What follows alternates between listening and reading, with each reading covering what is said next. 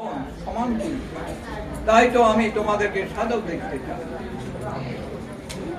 তাই তো তোমাদেরকে সাধক দেখতে চাই। পরমানন্দ গুরুদেব তার সন্তানদের উদ্দেশ্যে বলেছিলেন, কি বলেছিলেন? তোমাদের ব্রতটা কি? ব্রহ্মচর্য তোমাদের ব্রত, সংযম তোমাদের সাধনা, সত্যানুসরণ তোমাদের তপস্যা, চরিত্র তোমাদের শিরভূষণ, আত্মবিশ্বাস তোমাদের বর্ম, ভগবান না তোমাদের দূরতা। তাই তো তিনি দিলেন তার সন্তানেরা হবে তার বাহু, হবে তার কণ্ঠ, হবে তার কি, প্রত্যেকটি পরিবার হবে একটি আশ্রম। পরম সুধী সজ্জন মন্ডলী, পরম পূজ্যপাদ গুরুদেব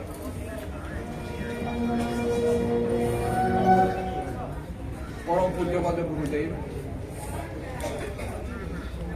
জগতের সকলের সাথে একাত্মতা ঘোষণা করে ওই যে বলছে, যেদিন আমার জন্ম হলো সেদিন থেকে জানি সবার সেবার তরে আমার ক্ষুদ্র জীবন খাবে।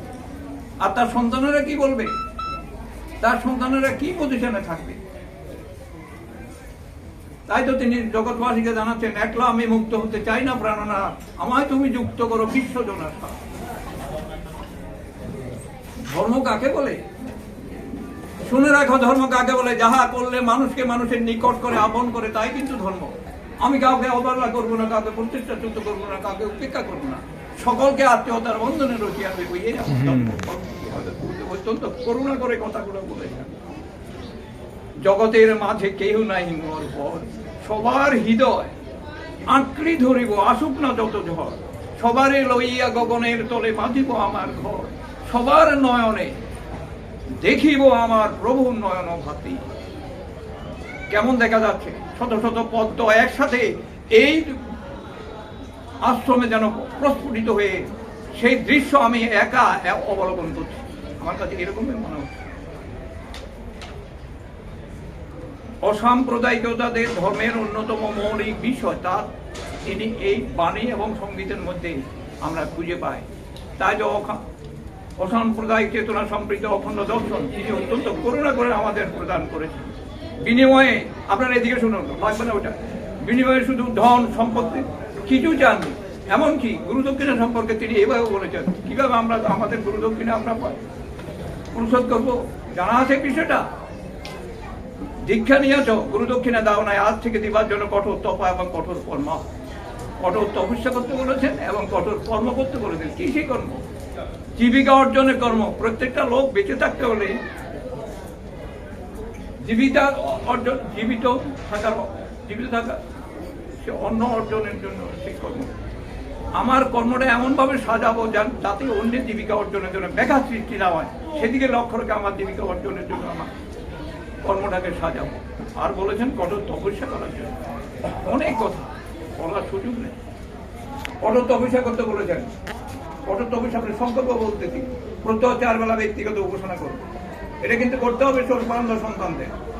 প্রত্যহ 4 বেলা ব্যক্তিগত উপাসনা করে, সকাল সন্ধ্যায়, দুপুরে সন্ধ্যায় এবং শয়নকালে 4 বেলা, এবং নিয়মিত পবিত্র অখণ্ড সংহিতা গ্রন্থ অধ্যয়ন করতে হবে। বলেন আপনারা? অবশ্যই করতে হবে। সর্বানন্দ সন্তান হিসাবে যদি পরিচয় দিতে হয়, তাহলে প্রতিদিন অখণ্ড সংহিতা অধ্যয়ন করতে হবে। আর কি করতে হবে? সপ্তাহে অন্তত পক্ষে একটি দিন সমবেত উপাসনায় যোগদান করতে হবে। আর কি করতে হবে? প্রত্যহ নিজ চরিত্রের দোষ গুণ বিশ্লেষণ করতে হবে। আর কি করতে হবে? প্রত্যহ কোনো না কোনো পরোপকার সাধন করে নিষ্কাম কর্মযজ্ঞের অনুশীলনে চেষ্টিত থাকবে। এই কাজগুলি করে শয়নে যাবে। ওই যে দিনলিপি কেন বলেছেন? আজকের দিনের দিনলিপিটা লিখে দিবাবসান হয়ে আমারে কইবে। আর কি করেছেন? অসংখ্য ধর্মগ্রন্থ তিনি রচনা করে দিয়েছেন এই সাধন নিষ্ঠা বৃদ্ধির জন্য। সরল ব্রহ্মচর্য, অসংযমের মূল হচ্ছে জীবনের প্রথম প্রভাত, আদর্শ ছাত্র জীবন, আত্মঘটন, সংযম সাধনা, স্ত্রীজাতিত মাতৃভাব, প্রবুদ্ধ যৌবন, দিনলিপি, কুমারী পবিত্র 6টি খণ্ড আছে, গুরু এবং 24টি খণ্ড আছে। সবগুলি গ্রন্থ আমাদের এই স্টলে সাজানো আছে। প্রত্যেকটি অখণ্ড পরিবার কর্মের পথে কর্মভেরি, পথের সন্ধান, পথের সত্যের পথের মূল পাহাড়ে চিঠি, দ্বিতম প্রেম নাম 39টি খণ্ড রয়েছে, সবগুলি আমাদের এই স্টলে সাজানো আছে। প্রত্যেকটি অখণ্ড পরিবার এক সেট গ্রন্থ রাখার জন্য চেষ্টা করবে। যাই হোক, অনেক কথা বললাম, সেগুলি আমাদের পালন করতে হবে। পালন করতে বলতে একজন বিহারী যুবক তাকে প্রশ্ন করেছিল, বাবা তুমি তোমার সন্তানের কাছে কি প্রত্যাশা এবং কতটুকু প্রত্যাশা? তখন তিনি কি বলেছেন? বলেছেন, স্বরূপানন্দ নিজে যতটুকু ঠিক ততটুকু আমি প্রত্যাশা করি আমার সন্তানদের কাছে। দেখছেন, স্বরূপানন্দ সন্তান হিসেবে পরিচয় দিচ্ছি বটে, কিন্তু স্বরূপানন্দ সন্তানেরা জ্ঞানে, গুণে, স্বভাবে, আচরণে, বিদ্যায়, বুদ্ধিতে, সাহসিকতা এবং কর্মকৌশলতা এবং সাধনায় অনুরূপ শত শত ষষ্ঠ স্বরূপানন্দের প্রকাশিত বিকাশে ধরনের পরিপূর্ণ হোক, এটি স্বরূপানন্দের প্রত্যাশা। সারা বাংলাদেশে একটি মাত্র সন্তান পরম পূজ্যভাবে গুরুদেবের রয়েছে।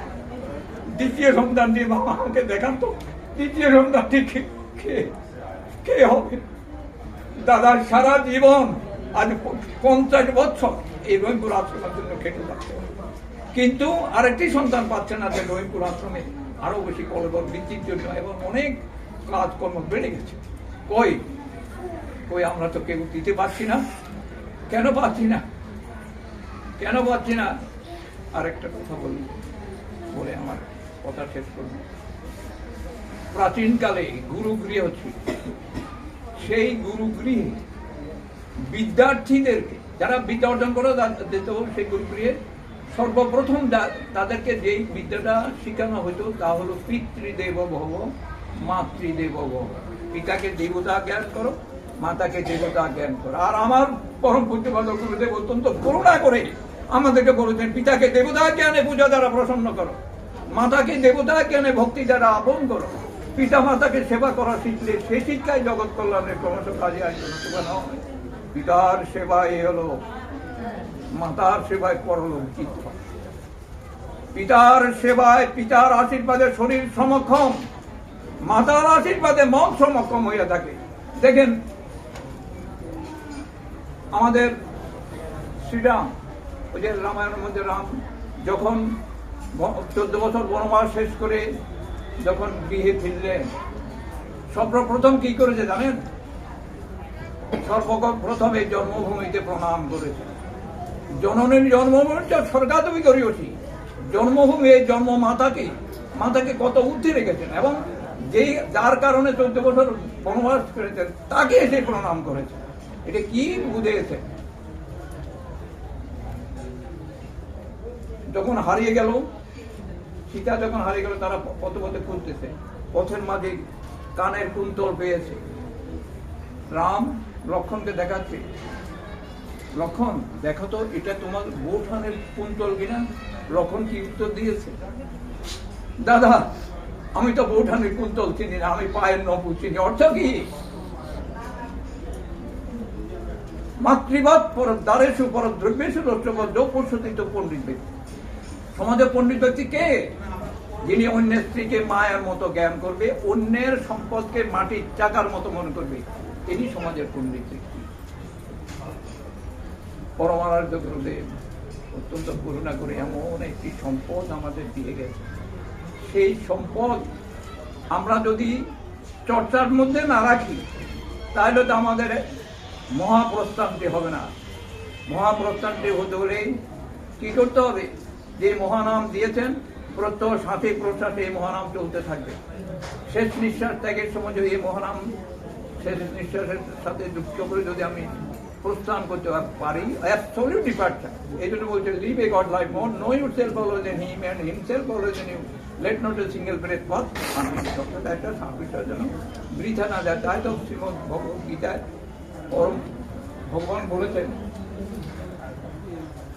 যতক্ষণ বেদ অষ্টম অধ্যায়ের 11 অক্ষর ব্রহ্মযোগ, যতক্ষণ বেদ বিধবদন্তের বিশুদ্ধ যুদ্ধ বিতরাগ বিশুদ্ধ ব্রহ্মচর্যের অঙ্কি তত্ত্ব প্রদর্শন করেন প্রবর্তন বেদবিজ্ঞ যাকে অক্ষর বলেন অনাসক্ত যৌগিক যাহাতে প্রবেশ করেন ব্রহ্মচারীগণ যাকে পাইবার জন্য ব্রহ্মচর্যের অনুষ্ঠান করেন সেই পরম পদ প্রাপ্তির পথ আমি তোমায় সবকে ভগবানকে পাওয়ার পথ সংক্ষেপে বলছে কোথায়? দ্বাদশ সর্বদারানি সংযোগ মনোরীতি তরজর শুরু করে বলছেন ওম একাক্ষর ব্রহ্ম জ্ঞান জগৎ প্রয়াতিকা যাই হোক যে আমরা সবাই জানি তবু আবার একটু স্মরণ করলাম। আমাদের সময় খুব কম। যাই হোক আমরা প্রতিনিয়ত আমাদের এই চারবেলা ব্যক্তিগত উপাসনা করবো। আমরা পরম পূজ্যপাদ গুরুদেবের এই যে অখণ্ড দর্শন 24টি অখণ্ড সংহিতা এবং এতগুলি ধর্মগ্রন্থ প্রতিনিয়ত আমরা নিজেরা পড়বো এবং সন্তান সন্ততিদেরকে পড়ার জন্য এটি আগ্রহ তাদের অনুপ্রেরণা জাগাবো এই আশাবাদ ব্যক্ত করে সকলকে পুনঃ জয় গুরু জানাই সকলকে প্রণাম জানিয়ে আমার পক্ষ থেকে এখানে